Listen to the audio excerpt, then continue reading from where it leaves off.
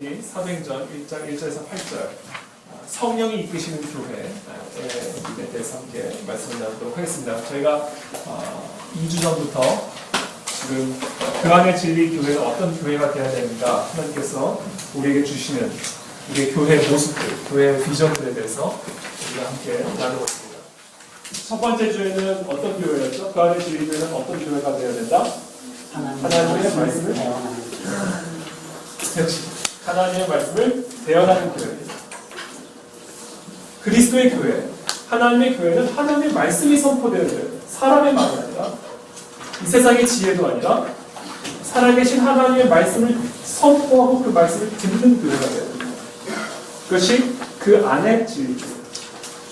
그래서 그 안에 진리교회가 갖고 있는 이름의 의미는 그리스도 안에 진리가 선포되어집니다. 이 세상의 많은 것들을 자신들이 진리라고 주장하죠. 아니에요. 근데 진리는 오직 그리스도 안에만 있습니다. 오직 그리스도 안에서만 진리를 발견하습니다. 그래서 우리 그 안에 진리교회는 그리스도 안에 있는 그 진리, 하나님 안에 있는 그 진리가 선포되어지고 그 진리를 믿고 따르는 교회입니다. 그 안에 진리. 두 번째, 그 안에 진리교회는 어떤 교회죠? 소리 잡으면 큰 목소리 회심의 역사가 일어나는 교회입니다. 하나님의 말씀이 선포되어지면 그 말씀에 벗어나 있는 우리의 마음들이 찔리게 되어 있어요. 기준이 있어야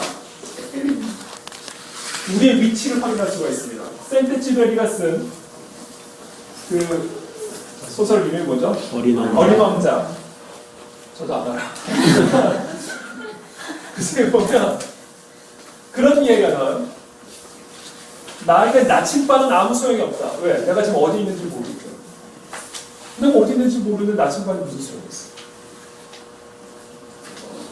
우리에게 기준이 사라지면요, 우리의 위치를 잃어버립니다. 진리가 있어야 거짓과 참이 분별이 가능해지는 거예요. 그래서 하나님의 진리가 선포되어지기 시작하면요, 진리와 비진리가 분별이 되어지기 시작합니다. 하나님의 말씀이 선포되어지면 거짓과 선이 분별이 일어나기 시작해요. 그래서 하나님의 진리가 선포되어지면 내 안에 있는 거짓들이 드러나기 시작하게 되고 내 안에 있는 어둠들이 드러나게 되어서 찔림이 오게 됩니다. 그래서 하나님의 말씀이 선포되어지는 교회는 언제나 회심의 역사가 일어나게 되어 있습니다. 교회 안에서 우리 예배 때마다 하나님의 말씀을 들을 때마다 회심의 역사가 일어나지 않는다면 그건 진정한 의미에서의 교회입니다. 우리가 예배를 드릴 때마다 하나님의 말씀이 선포되어지고 그 말씀을 듣고 받는 자들마다 찔림의 역사, 회심의 역사가 일어나게 되기를 축복합니다. 이것이 그 안의 진리교회. 세 번째, 오늘 그 안의 진리교회는 성령의 이끄심을 받는 교회입니다. 그러니까 지난주에 사도행전 2장 말씀을 나누면서 마음의 찔림, 하나님의 말씀이 선포되어지자 마음의 찔림이 왔어요. 그리고 나서 어찌할꼬 마음의 찔림까지 어떻게 해야 됩니까? 그랬더니 사도 베드로가 뭐라고 얘기하죠? 죄의 사함을 받으라. 그 다음에 죄의 사함을 받으면 뭐가 임한다고 얘기하면 성령을 선물로 받을 것이다. 그래서 이게 연쇄적으로 일어나는 현상들이에요. 하나님의 말씀이 선포되면 죄의 사함의 역사가 일어나게 되고 죄의 사함을 선물로 받게 되면 성령을 선물로 받게 돼요. 그래서 그 안에 진리교회는 성령의 세례, 성령이 역사하는 교회, 그래서 그 성령이 이끄시는 교회입니다. 이것이 교회.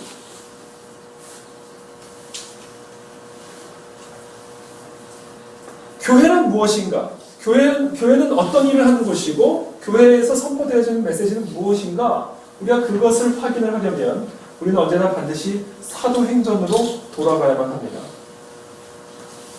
내가 생각하는 기독교란 이런 것이고 내가 생각하는 교회란 이런 것이다. 아마 여러분들 가운데 다 그런 나름대로의 기준들이 있을지 모르겠어요. 여러분들이 기독교란 이런 것이고 교회란 이런 것이다라고 말을 하려면 그 말을 하기 전에 여러분들이 생각하는 그 기독교관, 교회관이 사도행전을 기초로 한 것인지를 먼저 자문해야 합니다. 우리에게는 교회란 무엇인가를 결론 내릴 수 있는 권리가 없어요. 기독교란 무엇이다라는 결론을 내릴 수 있는 권리가 없습니다. 교회의 기원과 관련해서 권위를 갖고 있는 것은 단 하나, 바로 이 사도행전에서.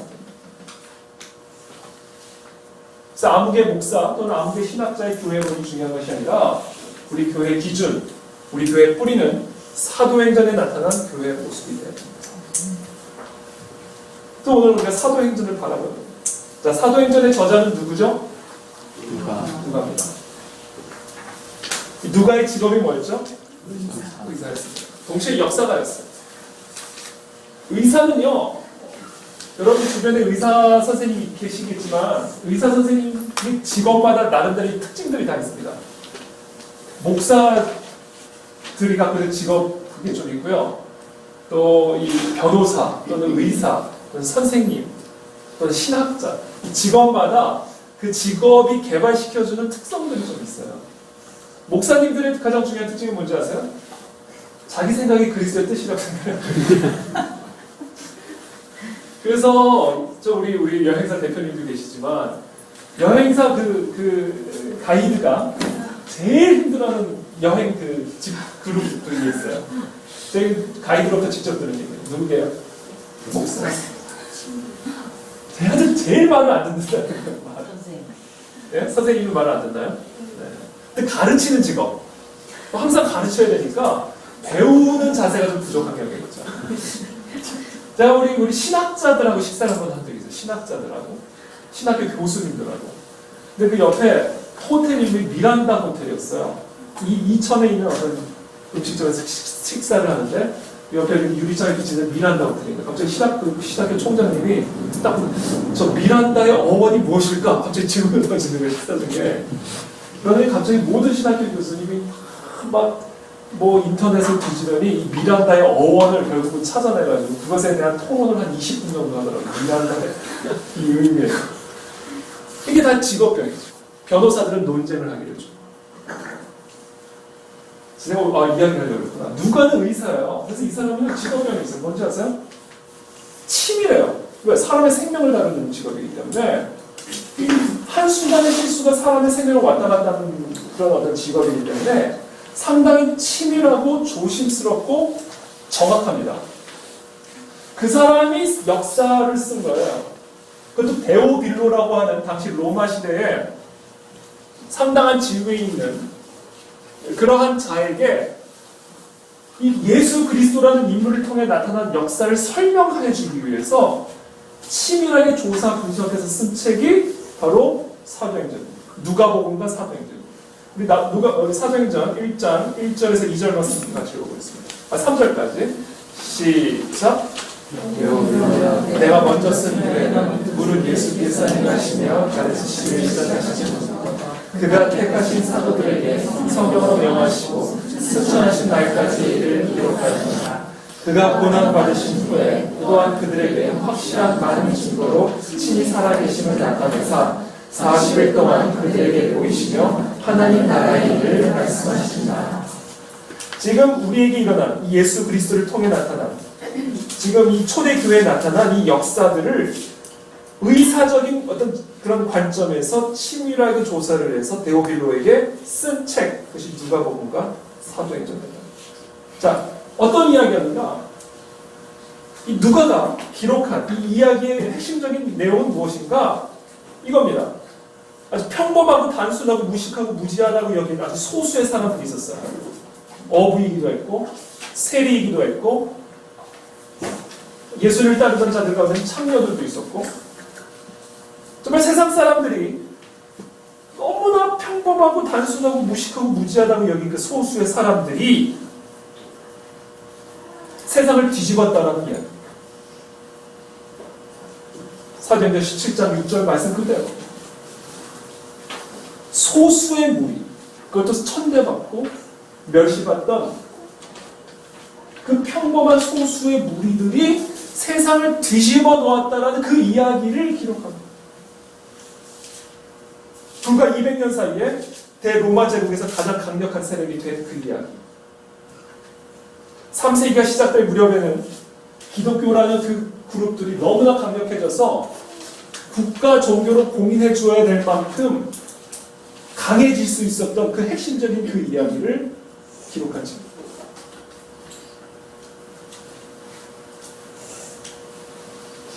그래서 저는 우리 교회를 우리 기도하면서 준비하면서 계속해서 할 때 정말 이건 제 진심입니다. 숫자는 정말 중요한 게 아니에요. 이건 제 진심이에요. 단 여기 계신 분들은 빠지면 안 돼요.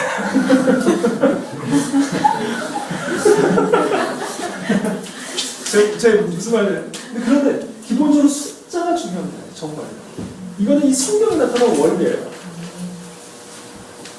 소수의 무리들이 그리스도의 영으로 충만함을 받아 한 마음, 한 뜻, 한 몸만 이루면 정말로 세상을 뒤집어 놓을 수가 있습니다. 정말 이게 성경의 가르침. 우리가 이것을 믿음으로 나가야 됩니다.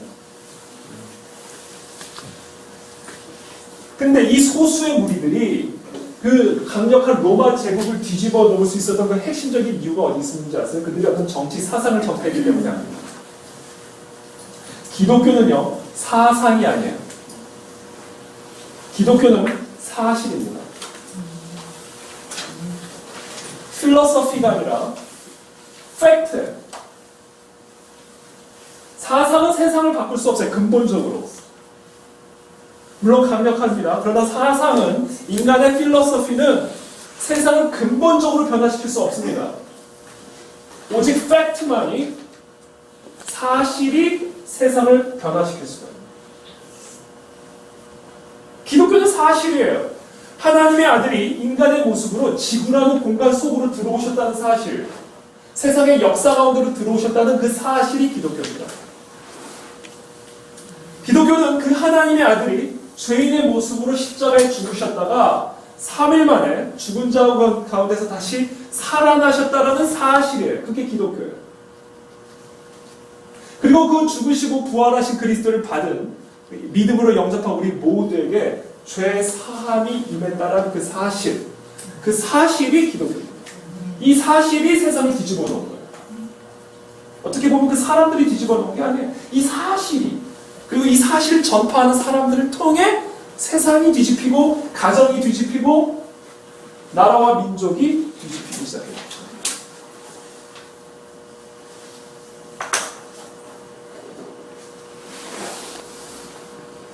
바로 이 예수 그리스도라는 이 인물을 통해 일어났던 이 역사적 사실이 기독교다.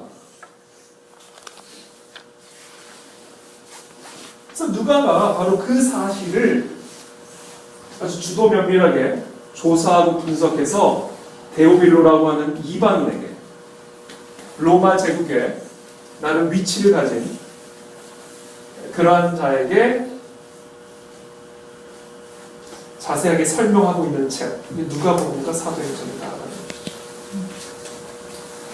그래서 이 누가복음과 사도행전은요, 사실은 어떻게 보면 한 권의 책이에요. 그러나 나눠져 있습니다. 누가복음은 어떤 내용을 다루고 있죠? 그렇죠. 예수 그리스도의 탄생부터 죽으심, 부활, 승천까지 기록하고 있습니다. 자, 그렇다면 사도행전은 어디서부터 이야기를 기록하고 있죠?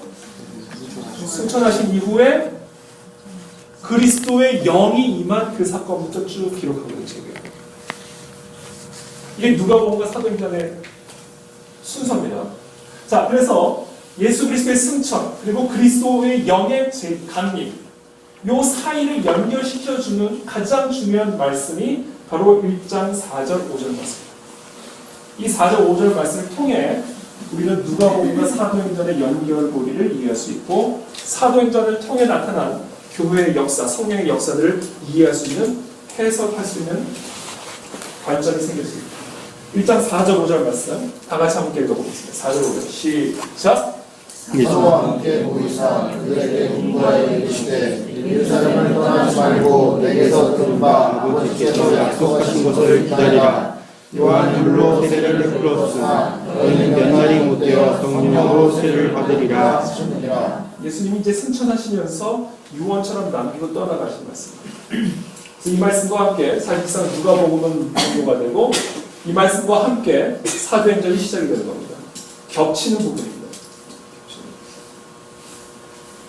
이 겹치는 가장 중요한 이 핵심적인 연결고리가 되는 이 말씀의 핵심적인 메시지는 뭐냐면 이거예요. 떠나지 말고 기다리라. 그러면 성령의 세례를 받으리라. 이 말씀입니다. 떠나지 말고 기다리라. 그러면 성령의 세례를 받으리라. 그리고 그 성령의 세례를 받으면 일어날 현상들을 8절에서 말씀하십니다. 8절 말씀. 8절 말씀 다 같이 읽어보겠습니다. 시작.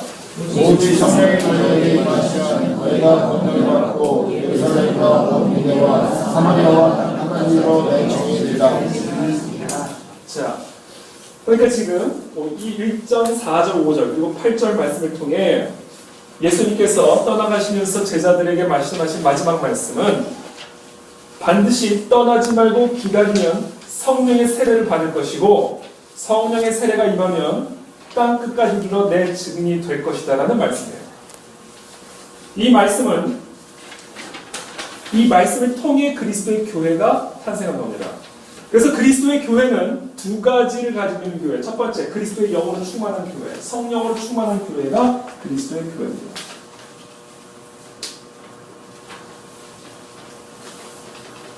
그리고 두 번째, 성령의 세례를 받으면 그리스도의 증인이 되는 교회. 이 그리스도의 교회. 오늘 이 두 가지 모습을 좀 더 구체적으로 나눠보자 합니다.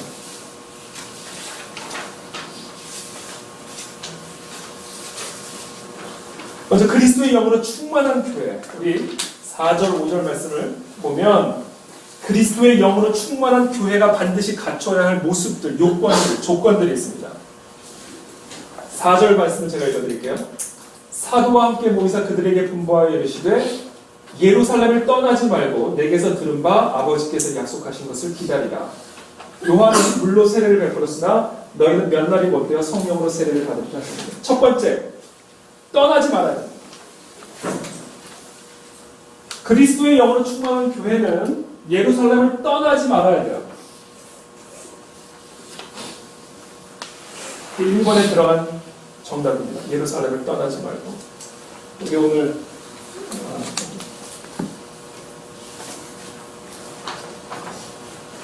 칸을 채워달라는 요청이 들어왔습니다. 여러분 집중하고 필기할 수 있도록 제가 일부러 칸을 그려놨는데 교회에서까지 이렇게 필기 때문에 스트레스 받고 싶지 않아요. 제가 다음 주에는 답을 받았어.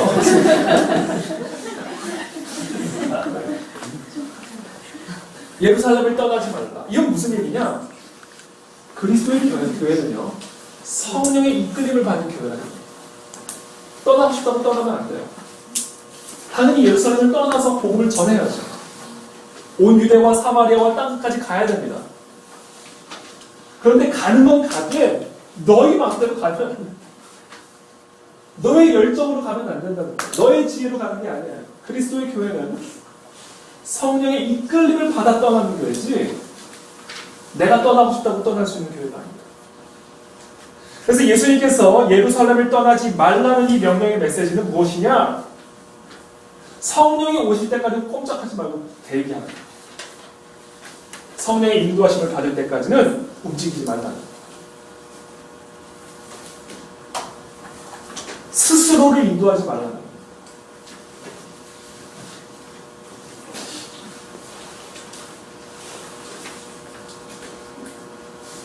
저는 우리 교회 진리교회를 성령께서 지금 인도하고 계시다고 저는 믿습니다. 그 인도하심을 우리가 은혜 가운데, 기도 가운데 그것을 인지하고 그 인도하심을 따라가야 돼요. 그래서 저도 이제 이 개척교회를 처음 시작하면서 참 마음의 부담이 클까요, 적을까요? 마음의 부담이 사실 커요. 마음의 부담. 왜냐하면 처음 해보는 거니까. 다 처음 해보는 거 아니에요? 근데 그 마음을 주시는 거 하나님. 너는 할 거 아니야. 그냥 따라만 오면 된다는 거야. 따라만 오면. 따라만 오면. 그래서 제가 해야 할 일은 이거예요. 따라만 가는 거야. 성령의 인도하시면 따라만 가면 됩니다. 그러면 성령의 역사가 있다. 그 안에 진리교회는 시작부터 끝까지 성령의 인도하심을 받는 교회입니다. 그런 교회가 되기 위해서 기도해요. 두 번째, 그리스도의 영으로 충만한 교회는 어떤 교회인가? 예루살렘을 떠나지 말고 그 다음에요. 내게서 들은 바 아버지께서 약속하신 것을 기다리라. 약속하신 것을 기다리는 교회입니다. 성령의 인도하심을 받기 위해서 우리가 뭘 해야 되는지 아세요? 기다려야 돼요.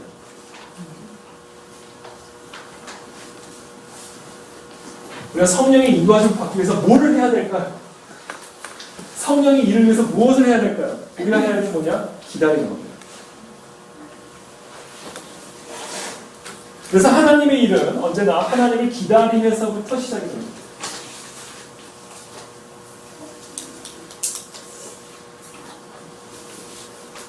제가 제일 싫어하는 게 있어요. 기다리는 거. 아마 대부분의 인간 사람들이 제일 싫어하는 게 아마 기다리는 거예요. 근데 이 기다림은 좀 차원이 달라요. 막연한 기다림이 아니에요. 불확실한 기다림이 아니라 약속하신 것을 기다려요.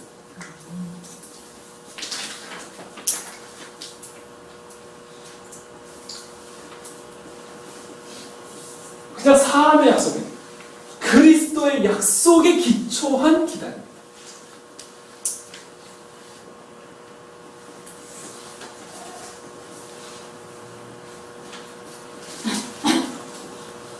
그래서 저와 여러분들은 기다리면서 뭘 해야 되는지 아세요?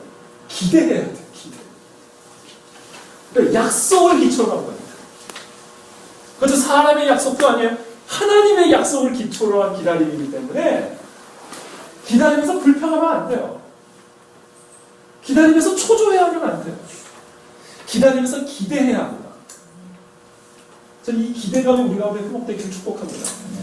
그래서 우리는 믿음의 기다림, 이게 그래요.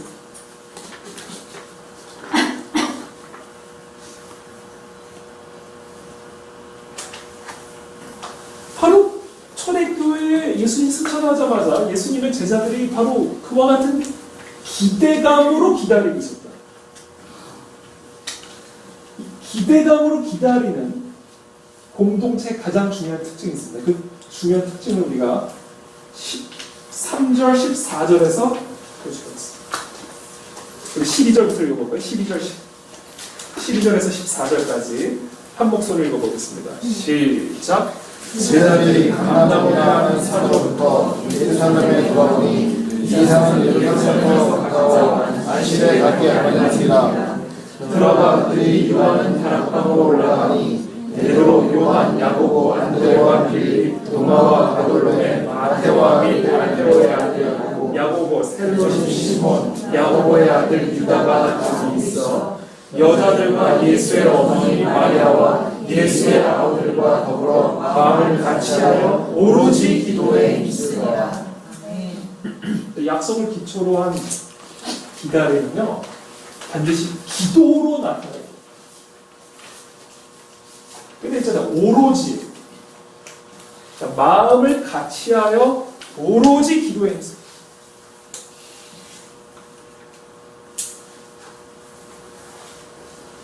그것이 바로 약속한 것을 기다리고 있는 교회 공동체의 모습입니다.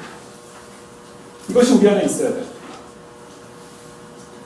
기다리되 기대하고, 정말로 우리가 기대하고 있다면 마음을 같이하여 기도에 오로지 힘을 써야 됩니다.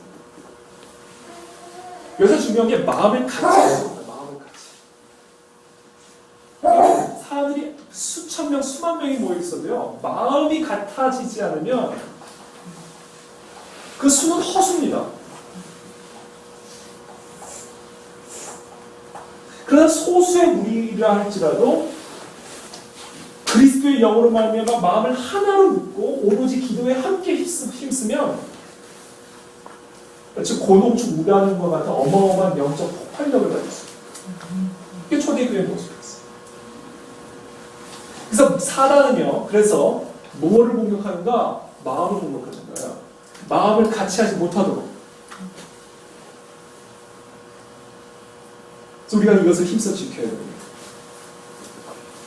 마음을 같이하여 기도에 오로지 힘씁니다. 그래서 우리가 지금 일주일에 한 번 만나지만 저와 여러분들이 있는 그 처소에서 이 약속하신 것을 기다리며 오로지 기도에 힘쓰는 모습들이 우리가 있어야 됩니다.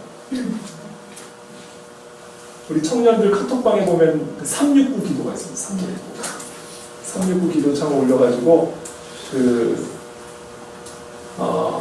기도 제목을 쭉 줍니다. 그래서 3시, 6시, 9시 맞죠? 3시, 6시, 9시에 교회를 위해서 이렇게 같이 기도를 해요. 계속하고 있나요? 근데 우리 369의 그거를 뭐라 그러죠? 369를 뭐로 만들었죠, 우리가? 삼행시. 삼행시 뭐라고 만들었냐면 30대에 모인 우리 60대까지 함께하여 구원의 길에서 만나게 되는 369 이렇게 만들었어요. 네, 30대였어요.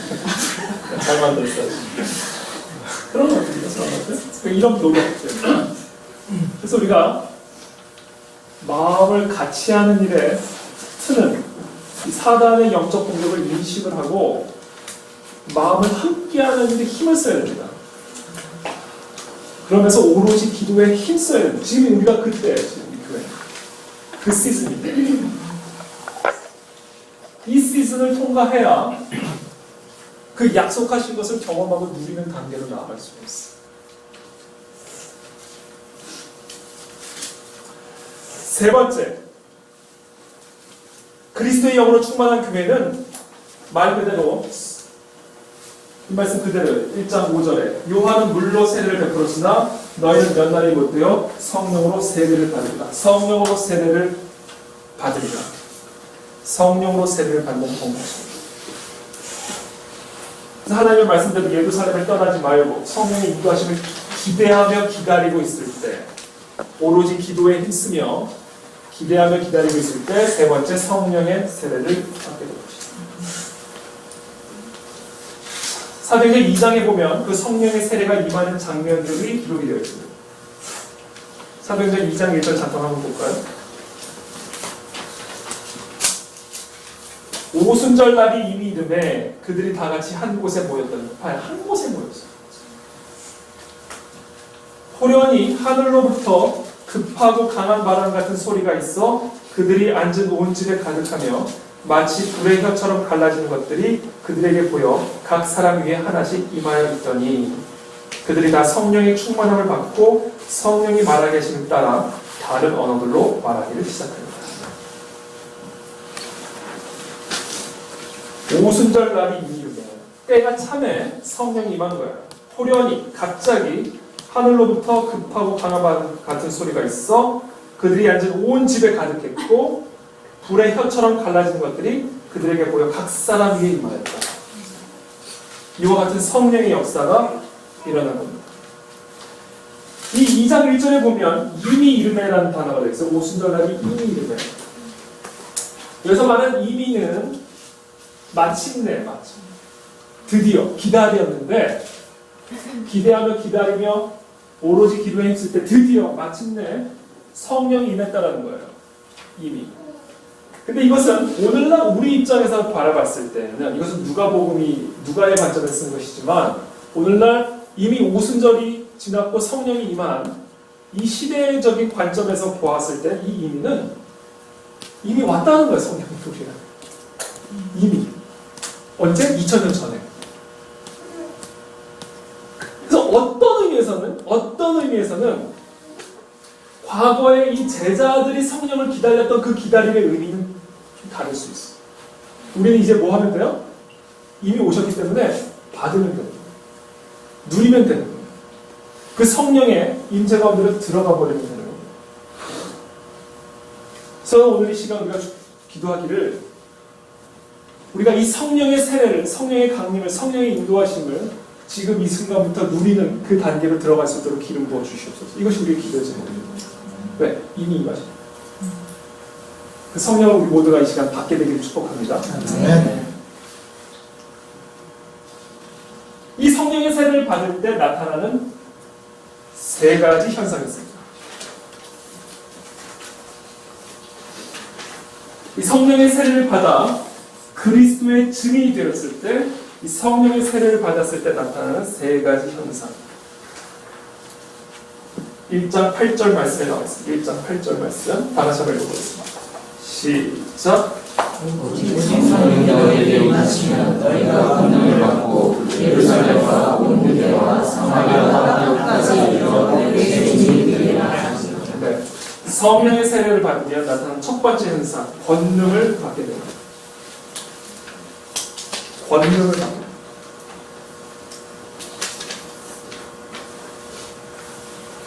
그리스도의 영이 우리 가운데 임하면 우리는 그리스도의 권능을 받게 되어 있습니다. 어떤 권능인가? 이 그리스도의 권능은 어떤 권능인가? 돈을 벌 수 있는 권능이 아니에요. 인기와 명예를 얻을 수 있는 권능이 아닙니다. 만사 형통할 수 있는 권능이 아니에요. 그리스도의 영이 임하면 우리에게 임하는 권능은 음부의 권세를 이길 수 있는 권능입니다. 예수님께서 말씀하셨어요. 내 교회는 음부의 권세가 이길 수 없는 교회다.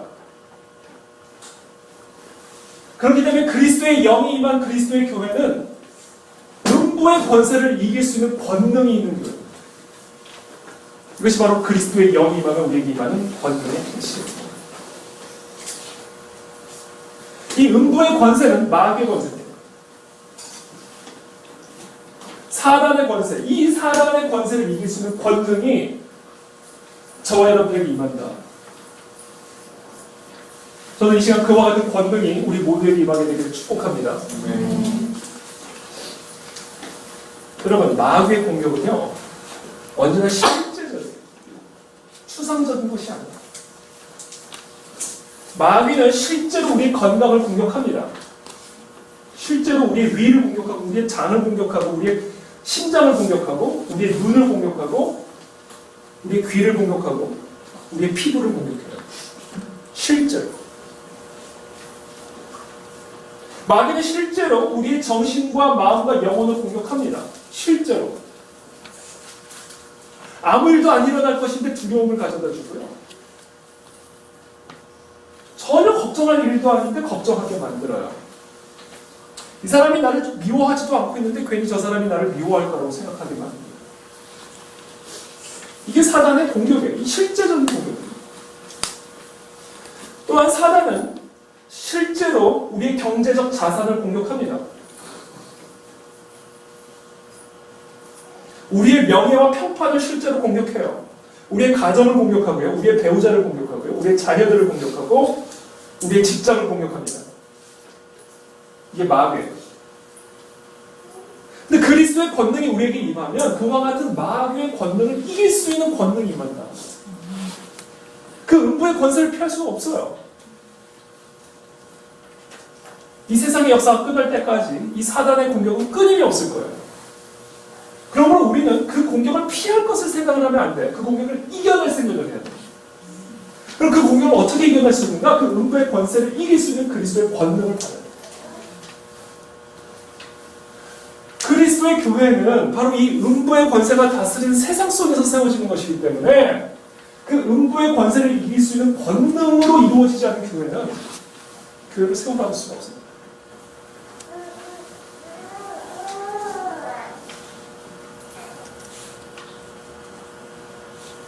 자, 권능을 받으면 그 다음 단계로 넘어갑니다.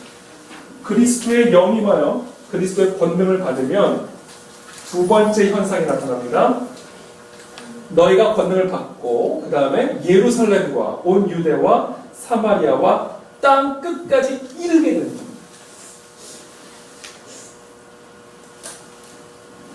땅 끝까지 이르게 됩니다. 이것이 그리스도의 영으로 충만함을 입은 교회의 두 번째 모습. 땅 끝까지. 이게 참 순차적으로 되어 있어요. 성령이 너에게 임하시면 내가 권능을 받고 예루살렘과 온 유대와 사마리아와 땅 끝까지 이른다. 순차적으로 나옵니다. 예루살렘은 우리가 살고 있는 지역이에요. 우리가 살고 있는 가정, 내가 일하고 있는 직장, 거기까지 이르러요. 그 다음에 여기서 끝이잖아요. 그 다음에 온 유대, 예루살렘이 속한 나라와 민족입니다. 대한민국, 서울.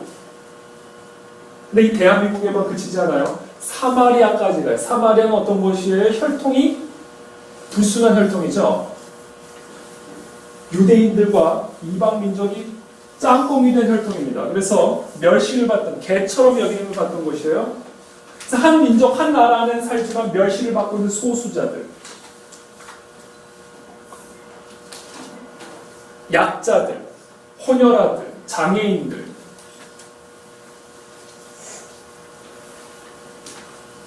외국인 노동자들, 북한 동포들, 이것이 땅끝이 아니 사마리아. 우리가 멸시하고 천대야. 함께 살고 있지만 사실상은 함께 살고 있지 않아. 그런 자들에게까지 이르게 언제? 그리스도의 권능이. 그 사마리아에서 끝나지 않아. 땅 끝까지.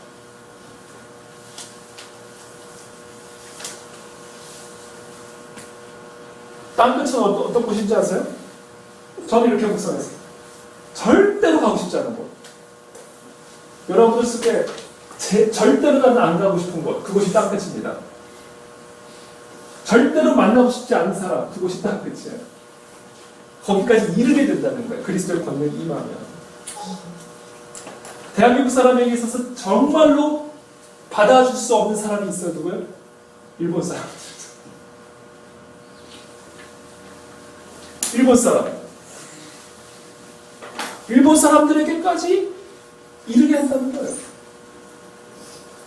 손양원 목사님 뭐예요? 자기를 죽인 공산주의, 자기 아들을 죽인 공산주의자들을 아들로 삼았어요. 그리스도의 복음은요, 그리스도의 권능은 이념과 사상과 인종과 성별을 뛰어넘어 이르게 만드는 능력을 얻는 것입니다. 이게 그리스도의 복음입니다.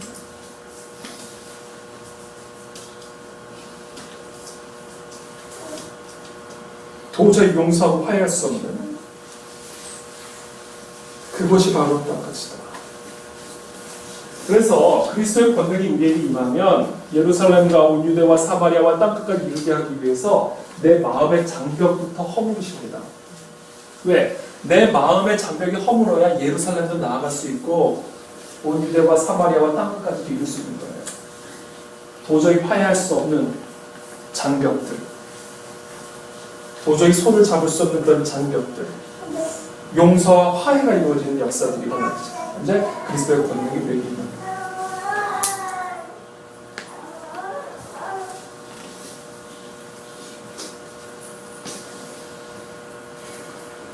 근데 제가 이 땅끝을 설명하는 어떤 다른 이야기를 준 적이 있는데, 우리의 땅끝은 어디냐? 그분이 그렇게 얘기를 하더라고요. 우리의 땅끝은 이 발 앞에서 시작한 땅끝은 어디서 끝나요? 제 발 뒤꿈치에서 끝나잖아요. 결국 우리가 가야 될 땅끝은 지금 내가 밟고 있는 이 땅이다라는 얘기를 합니다. 어떻게 보면 지금 예루살렘, 온 유대와 사마리아 땅끝까지 정말 우리가 정말 말 그대로 지오그래피컬리 이 땅끝을 의미하기도 하지만 또 다른 측면에서 보면 우리가 밟고 있는 이 땅이 우리가 반드시 그리스도의 권능을 드러내야 할 땅끝이라는 거예요.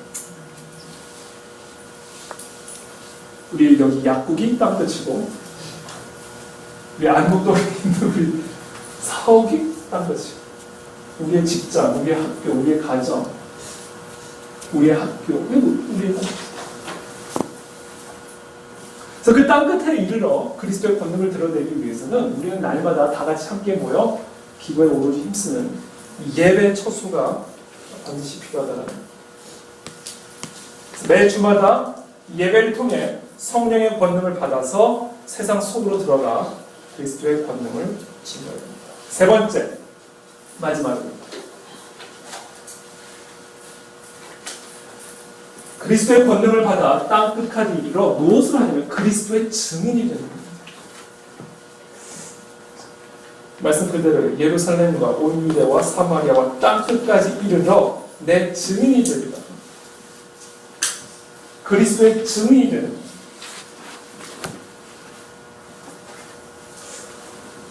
그리스도의 증인이 된다는 것은 그리스도에 대해서 가르쳐주고 교회로 인도하고 전도하는 것을 포함하지만 그리스도의 증인이 되는 것의 근본적인 의미는 그리스도를 닮아가는 삶을 의미하는 겁니다.